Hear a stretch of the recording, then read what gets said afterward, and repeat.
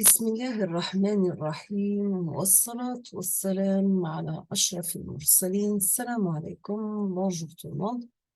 Aujourd'hui, on va voir ensemble deux exercices avec solution, toujours sur le module théorie de signal pour l'essence de S4.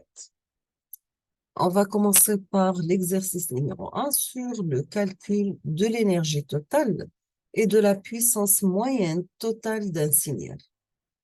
Sachant que la formule utilisée pour le calcul de la puissance de l'énergie totale, c'est bien un calcul d'intégrale entre moins l'infini et plus l'infini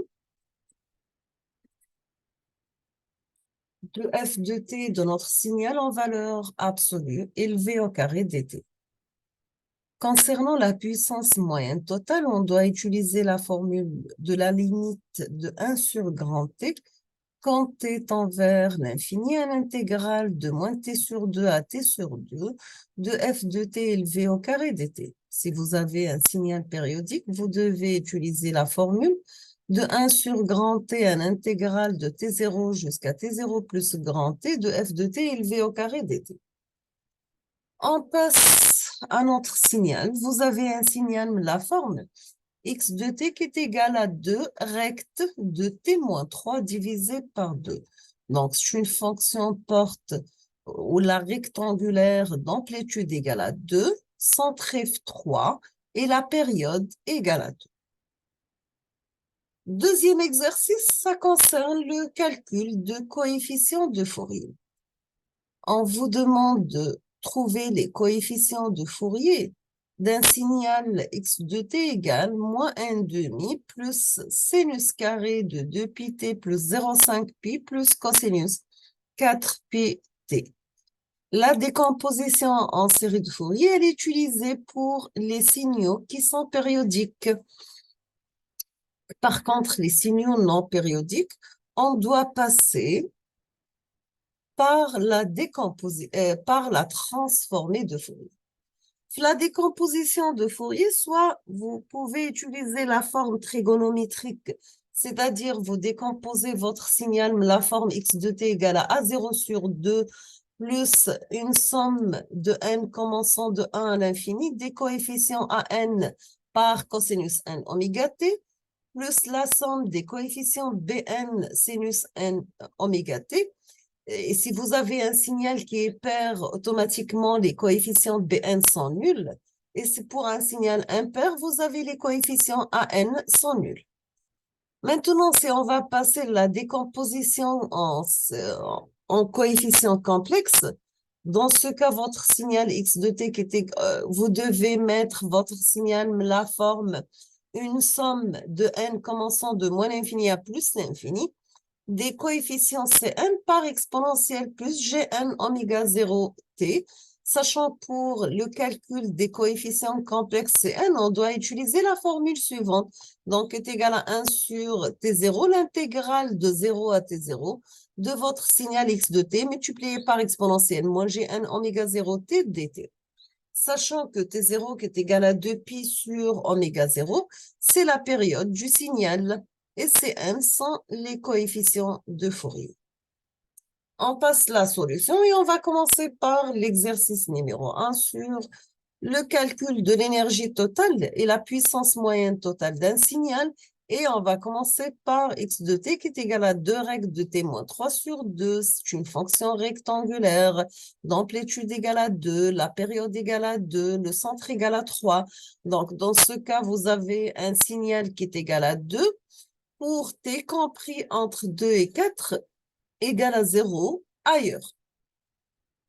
La formule utilisée pour le calcul de l'énergie totale, c'est bien sûr un calcul d'intégrale de moins l'infini à plus l'infini de x de t élevé au carré dt. On va remplacer x de t par sa valeur, donc c'est un calcul d'intégrale de moins l'infini à plus l'infini de 2 fois règle de t moins 3 sur 2 élevé au carré dt. C'est un calcul d'intégrale de 2 à 4. On va remplacer 2 règles de t moins 3 par 2 parce que nous avons est égal à 2 pour t compris entre 2 et 4. Donc, on va remplacer les bornes d'intégrale de 2 à 4 de 2 élevé au carré dt. Donc, on obtient l'intégrale de 4t dt, c'est 4t entre 2 et 4, est égal à 4 multiplié par 4 moins 2, c'est 2 par 4 égale à 8 joules. Donc, c'est un signal à énergie finie. On passe maintenant au calcul de la puissance moyenne totale. Vous avez la puissance totale. Moyenne totale et on doit utiliser la formule suivante pour le calcul de la puissance moyenne totale. C'est la limite de 1 sur grand T. Quand t tend vers l'infini, un intégral entre 2 et 4 de 2 élevé au carré dt. Nous avons déjà calculé la formule de l'énergie, donc on va la remplacer, la formule. Tu lis la limite de 1 sur grand T par 8 quand t tend vers l'infini. Donc 1 sur l'infini, c'est 0. Donc ça signale toujours les signaux à énergie finie en une puissance moyenne totale nulle. On passe au deuxième exercice pour le calcul des coefficients de Fourier. Pardon, vous avez un signal x de t, mais la forme moins 1/2 plus sinus carré, 2 pi t plus 0,5 pi plus cosinus 4 pi t. On va remplacer sinus carré de x par 1/2 de 1 moins cosinus de x. On obtient que x de t égale à moins 1/2 plus 1/2 multiplié par 1 moins cosinus 4 pi t plus pi plus cosinus 4 pi t. On garde moins 1/2, donc vous avez 1/2 multiplié par 1, c'est 1/2. 1/2 multiplié par moins 1, c'est moins 1/2. Et on va remplacer cosinus x par exponentielle gx plus exponentielle moins gx sur 2. La même chose ici, cosinus x, c'est exponentielle gx plus exponentielle moins gx sur 2. On obtient que x de t égale à moins 1/2 plus 1/2 moins 1/2 par exponentielle g par 4 pi t plus pi plus exponentielle moins g par 4 pi t plus pi divisé par 2 plus pour ce cosinus. Donc, on obtient exponentielle g par 4 pi t plus exponentielle moins g 4 pi t divisé par 2. On va simplifier. Donc, ici, vous avez moins 1/2 plus 1/2, c'est 0. Donc, ça reste moins 1/2 divisé par 2, c'est moins 1 sur 4. Exponentielle g pi t par exponentielle g 4 pi t. Moins 1 sur 4, exponentielle moins gp par exponentielle moins g 4 pi t. Plus 1/2 de exponentielle g 4 pi t plus 1/2 de exponentielle moins g 4 pi t. On va simplifier. Donc, on obtient c'est 1 sur 4 par exponentielle g 4 pi t plus 1 sur 4 exponentielle moins g4 pi t, plus 1 sur 1/2 de exponentielle g4 pi t, plus 1/2 de exponentielle moins g4 pi t. 1 sur 4 plus 1/2, c'est 3 sur 4. Donc, on obtient c'est 3 sur 4 exponentielle plus 4 pi t, plus 1 sur 4 plus 1/2, c'est 3 sur 4 exponentielle moins g4 pi t. On peut mettre notre signal y de t, mais la forme C1 exponentielle G4 pi t plus C-1 exponentielle G4 pi t. Sachant que oméga 0 est égal à 4 pi. Donc, C1 exponentielle G oméga 0 t plus C-1 par exponentielle moins G oméga 0 t. On obtient dans ce cas que C1 égale à C-1 égale à 3 sur 4.